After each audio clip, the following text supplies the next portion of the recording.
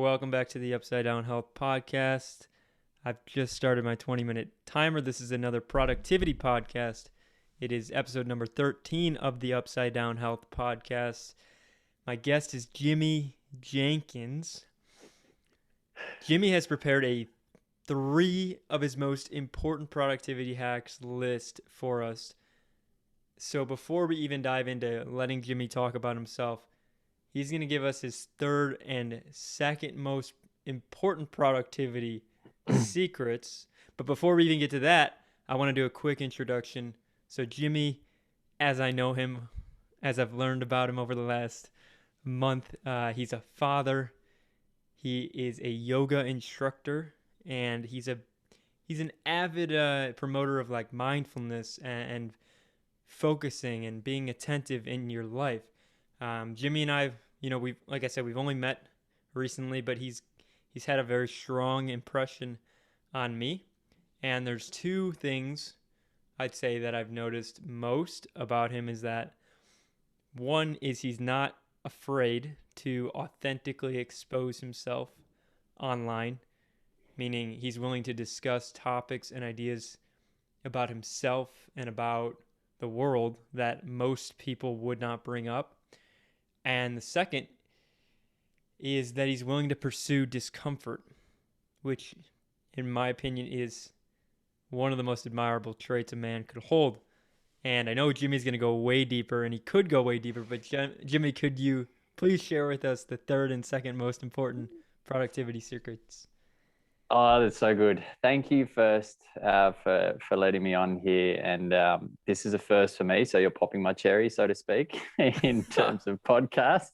And it's an area of discomfort for me. Like I could feel my heart rate rising. I could feel sort of different things. But these areas of discomfort is where we learn the most. So my third one, and this is funny, is let it go, let it go. Like to be silly, to have fun, to be honest, to be a clown, to give less fucks, like to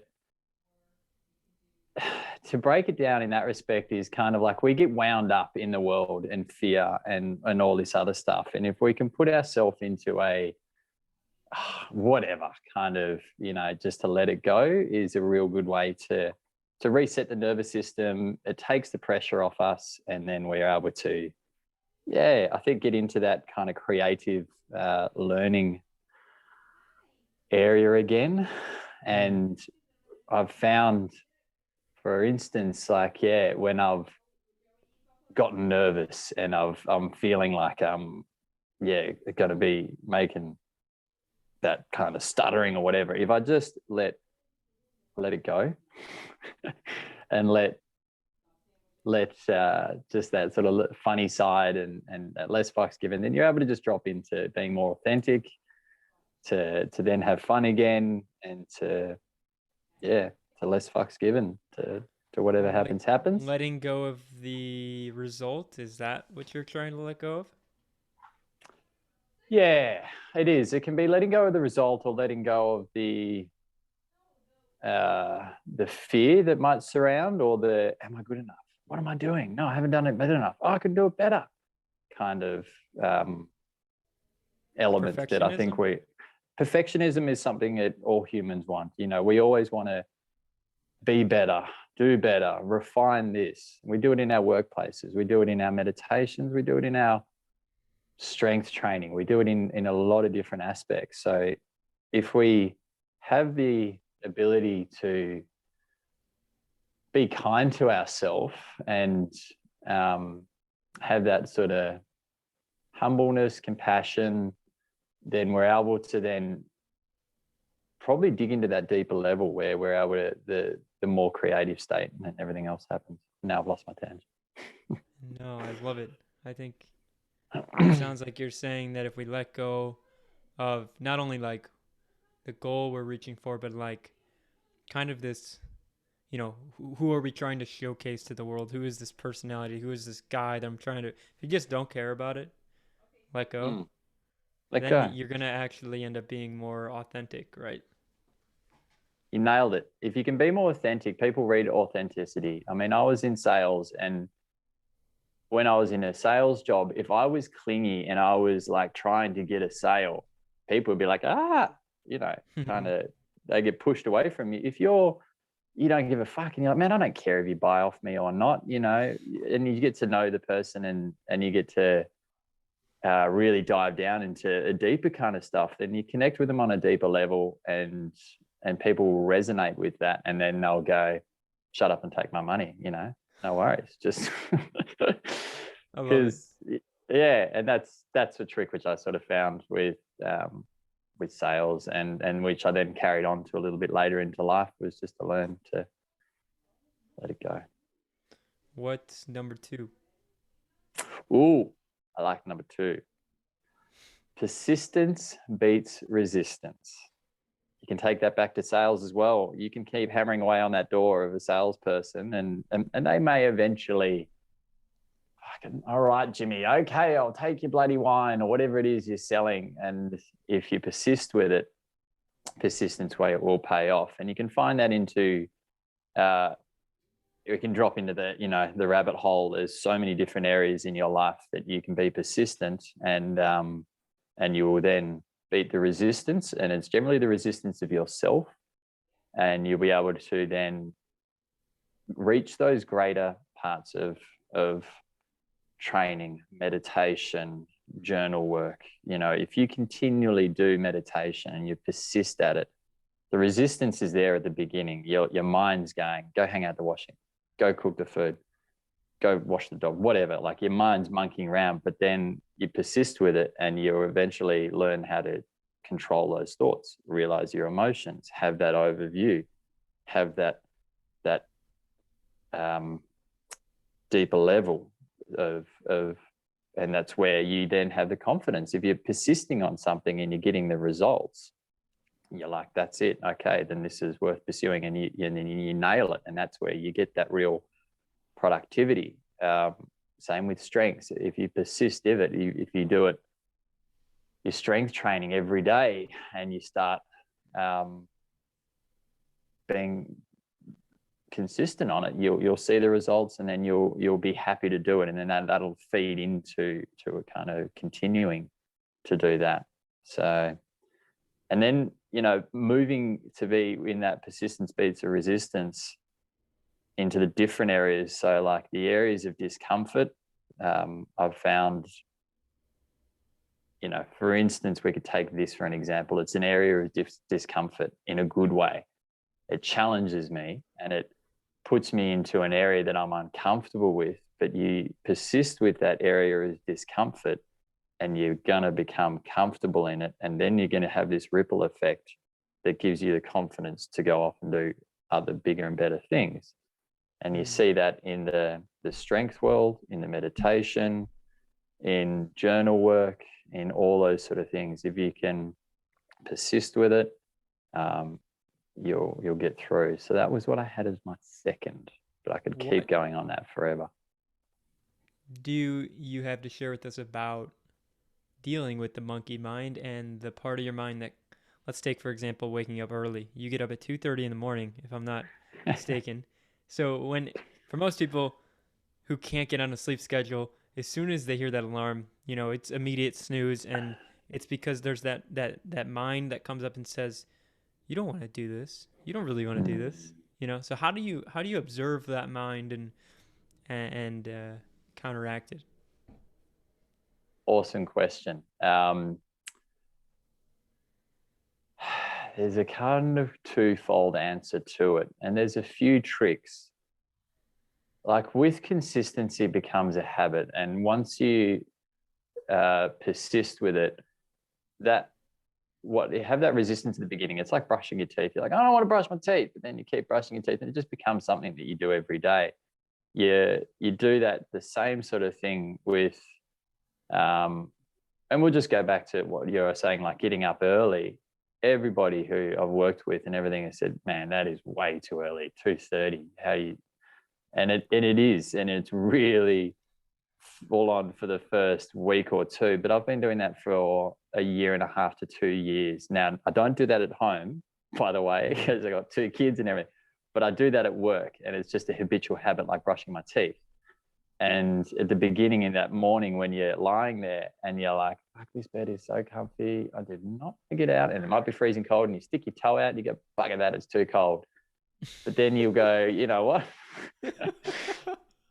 You go 1, 2, 3, let's do it. And you just get up. And then once you can at least just sit up, and then you're like, all right, well, the next step after that is like, go put some water on your face. And then you'll be like, all right, there's no going back to sleep.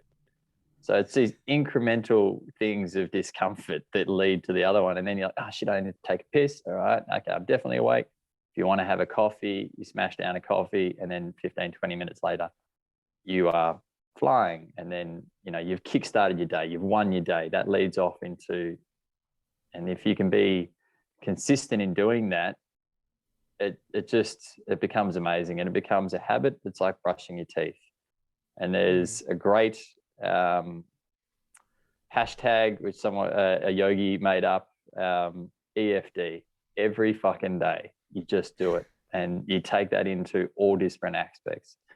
And you do yoga every day, you do the meditation every day, and you do all these little things every fucking day, and great things happen. Really great things. I love the countdown thing. So 3, 2, 1, Jimmy, share with us Game a on. little bit about yourself. Tell us a little bit of your story. It's so funny, my story. It's a long and convoluted one, which we'll have to unpack, I think, on a later podcast, because there's a lot that I can share. But in a nutshell, a jack of all trades, a master of none. I'm mastering now my none, and I still feel like I'm in fetus stage of this mastery. I used to just be, through school, the clown, the guy who is not very smart, who got by more on just trying to be the clown, the joker, trying to win people's attention, that kind of stuff. I had teachers tell me that I was going to not be very good. I had all these sort of, but anyway, so I'll go down that rabbit hole at a later date, but that's led me to become not so confident in helping myself, because I ended up becoming really good at becoming a master of a lot of different things. So I was able to go out and help other people because I didn't have the confidence in myself. And I'll tell more about that on a later podcast, but I was a jack of all trades that could go off. And I was chatting to my dad the other day about this, and he said, and he taught me that you just give it a go. Give anything a go. What's the worst that can happen? You fuck it up. You learn from that fuck up, and then you better it. So I was really good at kind of just going, you know what, give everything a go. And that's led to huge things. Like, I worked in sales. I did really well in the wine sales business. Then found that I just lost compassion, or lost interest in it, and kind of hit an area that I was like, I want to grow more, but I didn't want to be an area manager, or I didn't want certain aspects. And then ended up meeting my now beautiful, amazing wife. And she was keen to get into yoga, and we really bonded on yoga. And it was something I was trying to do Melbourne Marathon. And I was, one of the keys to me being able to complete a marathon was sticking with yoga to unlock my hips and just sort of get me mobile to keep me in the race. So we went into yoga. We then met there. Then when she decided, let's make a yoga studio. So we moved over to Perth. She fell pregnant in this time, and we came over to Perth, and I had that can-do attitude. She's like, I really want to do it. I'm like, let's give it a go. What's the worst that can happen?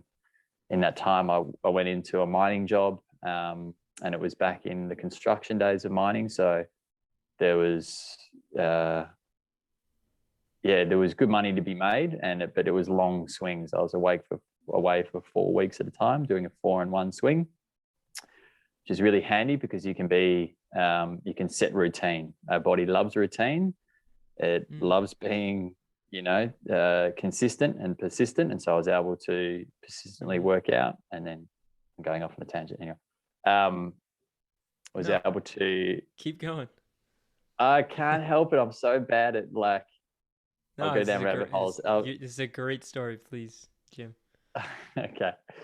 Um.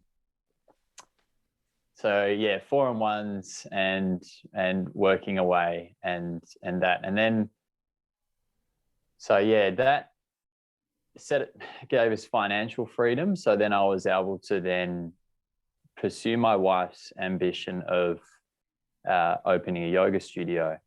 So again, it falls back onto, it was sort of like, all right, I've got the can-do attitude, and I think we can do that. Should we do it? Yeah, let's just give it a go. What's the worst can happen? And so we took the plunge, and we started our first studio, and our first studio was in Perth. That was 5 years ago now, or 6 years ago. She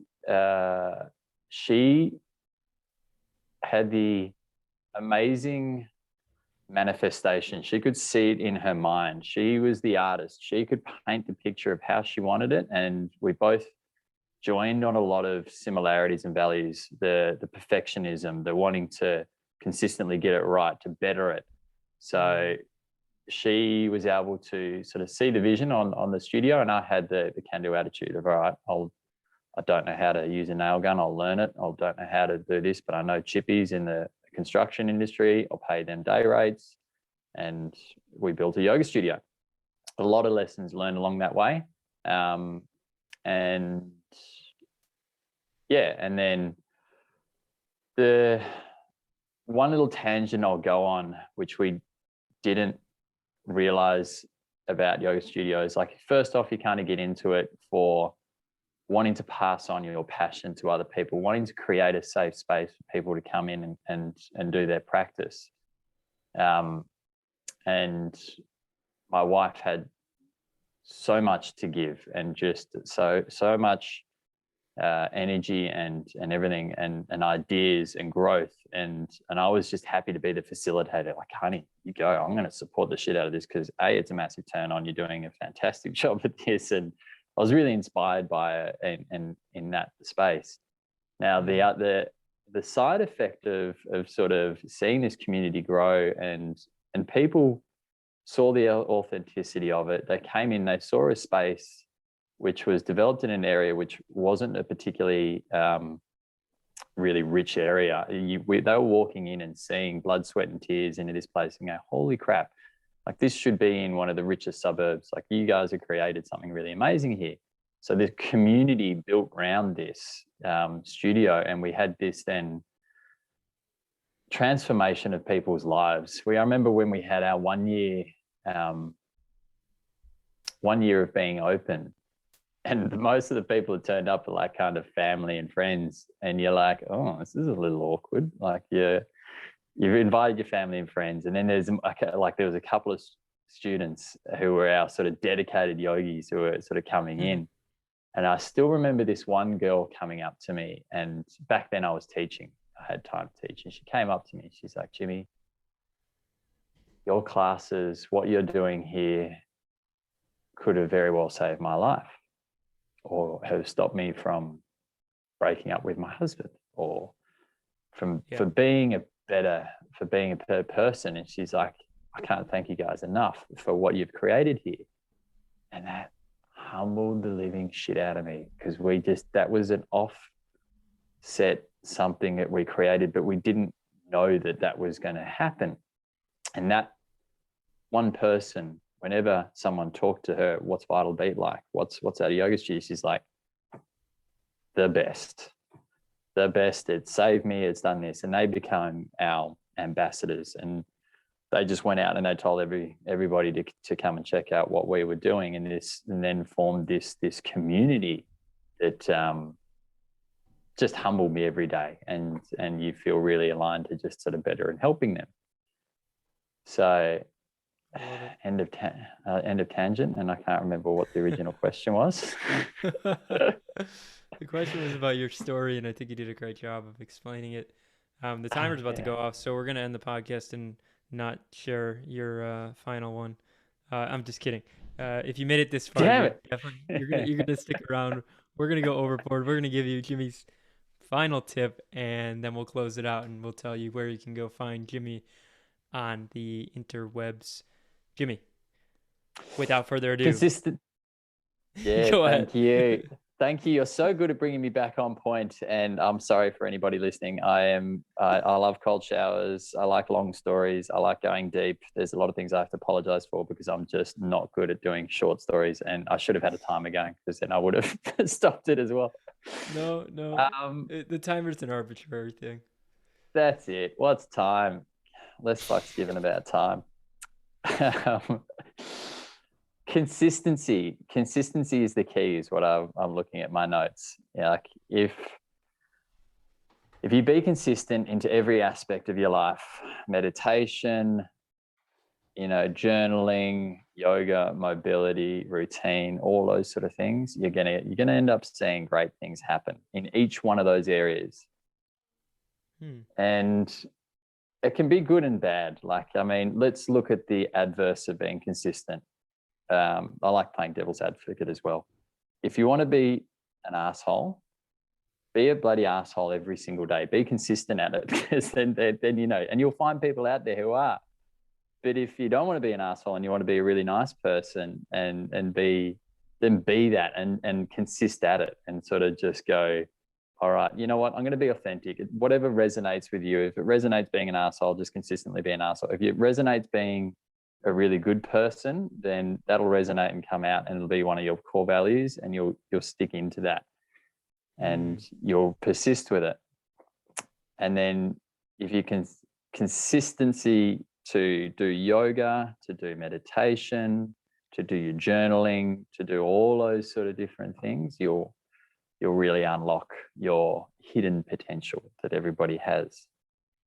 So this one is it's very similar to your second one, but it's different because you're almost hitting at this idea like that Dandapani talks about, where he's like, what are you practicing? Most people are practicing distraction.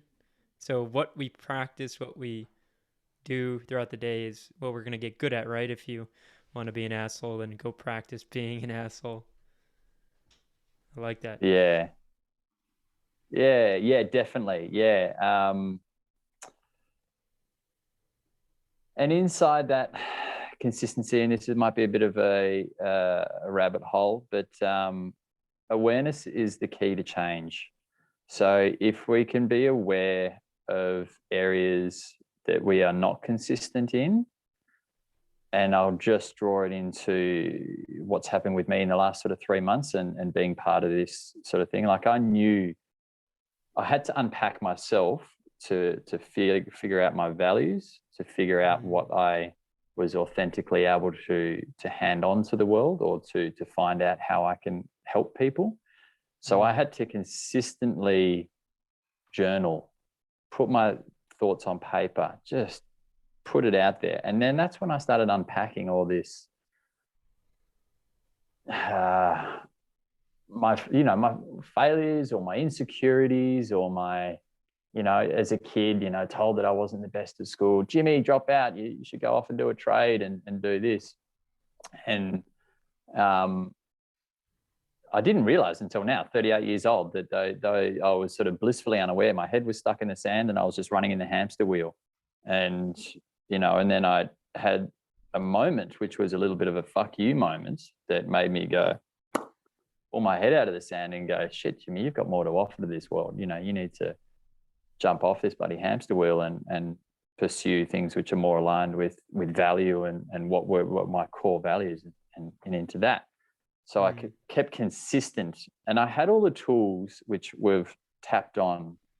And I think that people will find those productivity hacks and that thread of the persistence beats the resistance, the minimalism, all that kind of stuff. That I had those tools. I had the grit, the determination. So I was able to I just had to do the shadow work, do the journaling, figure out the values, figure out what resonated. Then you become authentic, and then you're able to then sort of cut and pass it on into the world. Another rabbit hole I've lost track of. I love it. No, I mean, I love how you brought up that we're going to do a deeper dive podcast.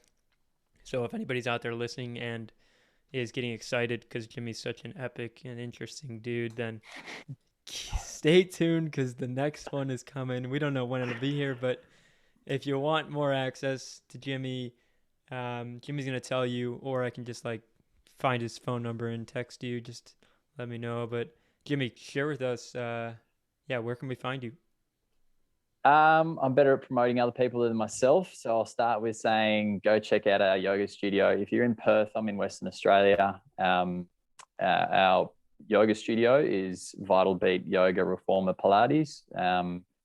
And yeah, that's my wife and our studio. It's just us and our two girls.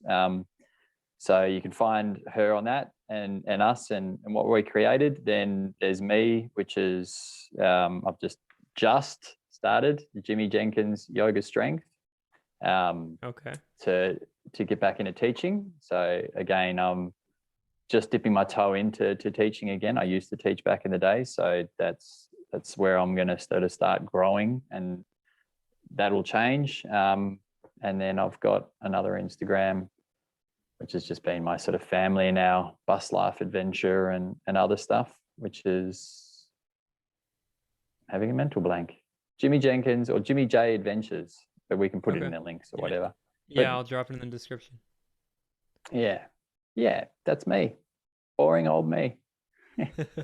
Don't cut yourself short. I think you shared a lot of wisdom tonight, and I hope whoever's listening to this gets the message. And the core message that I've taken from all this is that not only is Jimmy awesome, but he's consistent, persistent, and he just never gives up. He keeps freaking going, and he doesn't care if he feels uncomfortable, because that means he's growing.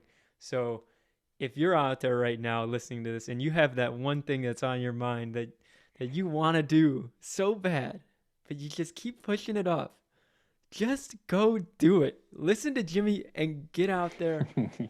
Start tomorrow. Stop pushing it off. Just get off your ass and start doing it. Any last words, Jimmy? Let it go. Let it go. You just give less fucks. Have a crack. What's the worst thing that can happen? Just do it. Be authentically you. Be as awesome as Max is at the age of bloody 21. I mean, thank you so much for getting me on this. So yeah, 22. Kudos what you're doing. 22. God, man, you are going to unleash on this world. So I'm more excited about your journey to keep watching you and help with you. So mate, you're awesome. Thank you, everybody. If you've watched this far, that's wicked.